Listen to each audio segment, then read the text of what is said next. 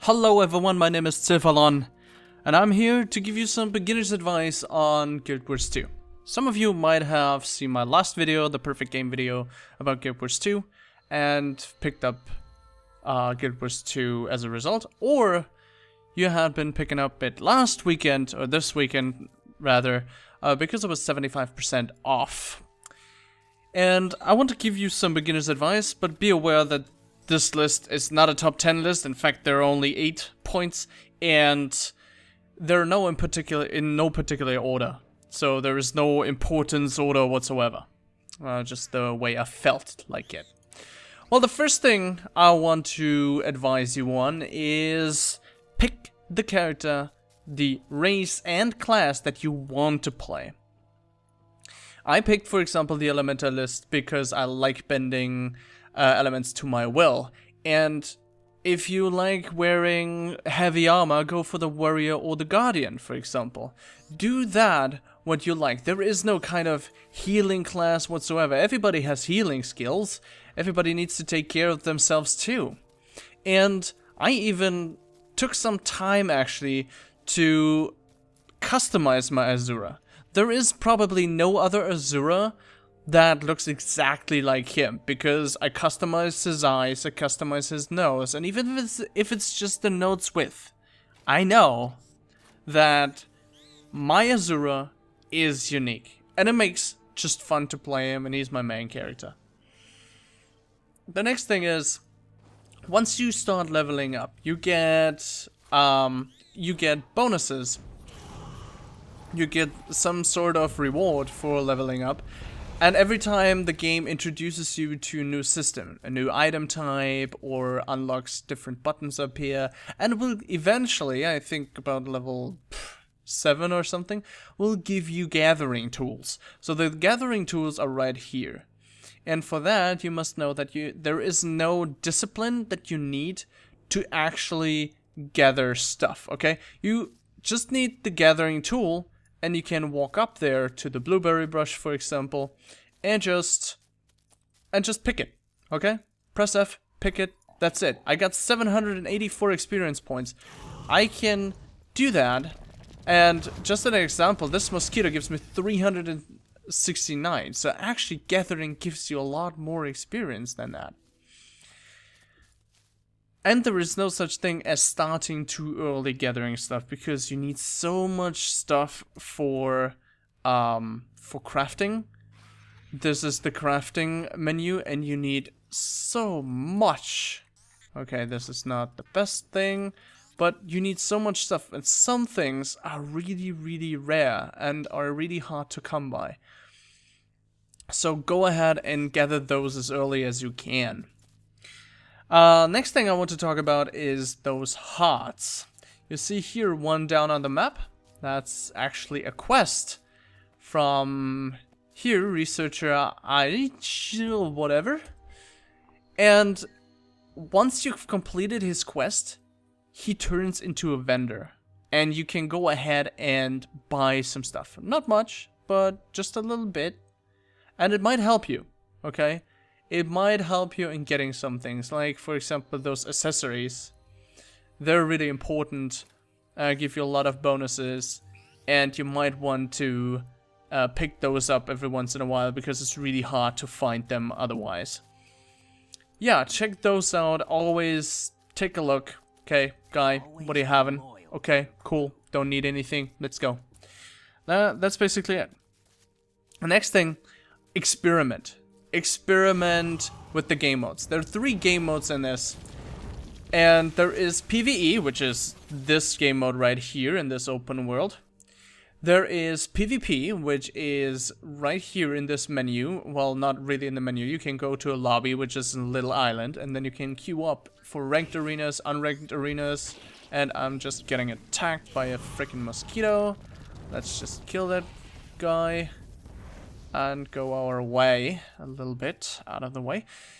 Now you can queue up, and once you're done, you get about 30 silver or something as a reward for winning, I guess. And you get those kind of chests, and you get rank points, and in those chests you can find for example, this champion container has champion bags, or dungeon weapon boxes contain a specific dungeon weapon with a small variety of selectable stat combinations. Double click to choose one of these weapons. So you get kind of cool stuff, and you can start in level 1, okay? There's no need to wait till level 80 to start PvPing, because you will get scaled up to level 80 and can pick your gear there, because the game ArenaNet actually doesn't want you to feel obligated to level up to level 80 before you can PvP. If you just want to go PvP, do that. And then you should also check out World vs. World, which is this menu. This is where different servers, and this is the only time when servers come into play at all. Choosing a server otherwise is of no importance whatsoever, except for this. I'm, for example, on Riverside. This is my home world. And on those 4 maps, they're competing for outposts. It's pretty big. And depending on how many outposts there is, they get points and then they get bonuses. But just, you know, just go in there, okay? Click here and join one map and just see how it goes, okay? Try it out. If you want to do that for, I don't know, until level 80, you can do that too.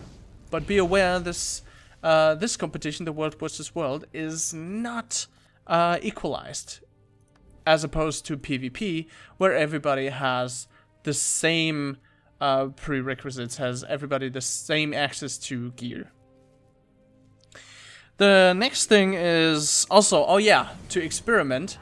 Experiment with weapon types, okay? Find the weapon type you like. I, for example, run around with the staff. I could run around with a focus and a scepter, for example, which will give me completely different skills up here, the first 5 ones, times 4 depending on the element.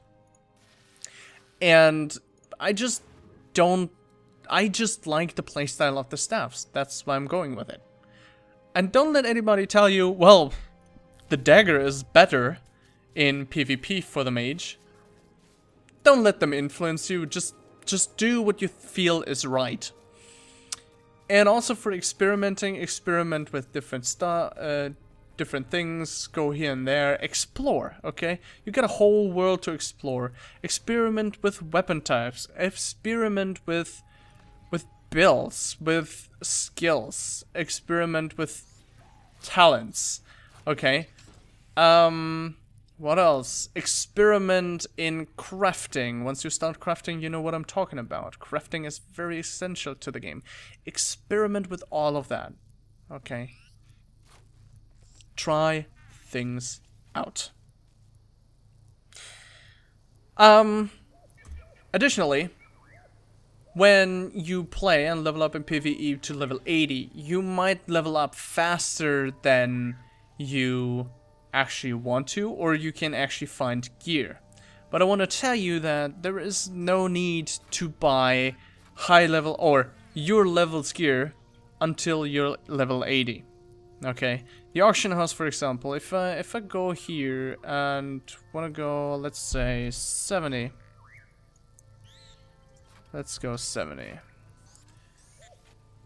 A good type of gear would cost me 5 gold or 16, and then times the let's see, times the number of items you can wear.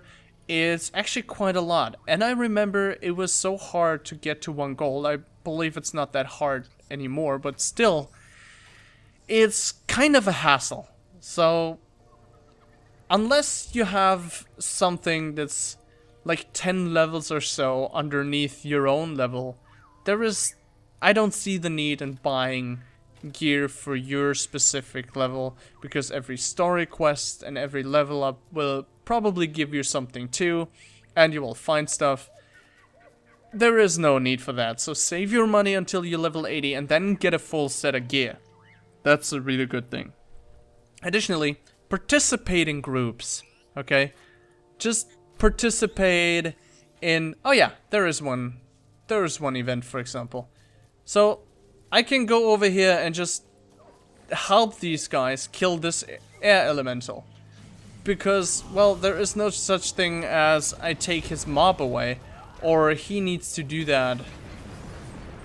So we can do it together, we can do it both, and there we go. I have just completed an event which gave me 10,000 experience points, 200 karma, and 49 copper. That's it. That's it. And they pop out everywhere in the world. Go participate. Go join a guild, for example. In a guild, you actually get upgrades. You can get those upgrades which increase your magic find, for example, always a good thing. You get influence for doing different activities. You get a lot of influence, and with this influence you can buy these upgrades. Okay? And also participate in the guild life, maybe. Some guilds have different schedules on when go in PvP. World vs. World, for example, there is, for every server has a different TeamSpeak server, and there are very competent people running those, and you have to, they will ask you which server you're on, so you can only get access to the rooms for your server, for World vs. World competition. It's really cool, it's well made. Yeah, and last but not least, and I've said this a couple times now, do what you think is fun, okay? Don't let anybody tell you this is the right way to play Guild Wars 2, because there is actually no right way. Just play what you feel is good. Okay? Go where you want to go. Go where you think it's interesting. Well, it looks interesting to go in here. Let's go in there. Kill that black dog. Oh, yeah. And I kill him with the striving back and leaving a trail of fire. Okay, but I don't want to fight against him, so I'm just gonna vanish in mist form and run up here. So he may stop following me at some point. He stopped, and then I'm gonna pick this guy up because he will give me experience points as well, just for picking him up. 401. Yeah, that is Guild Wars 2 in a nutshell. I hope you have a lot of fun with the game. I hope this helps. If you think there is something that I've missed, comment below. And I hope to see you in here. My name is Zilfalon, and my character's name is Sayuga. If you want to ping me a name and you want me to invite me to your guild. No, other way around. If I should invite you to my guild. I'm just quickly gonna kill those two over there. And, see you next time then. Have fun with Guild Wars. Goodbye.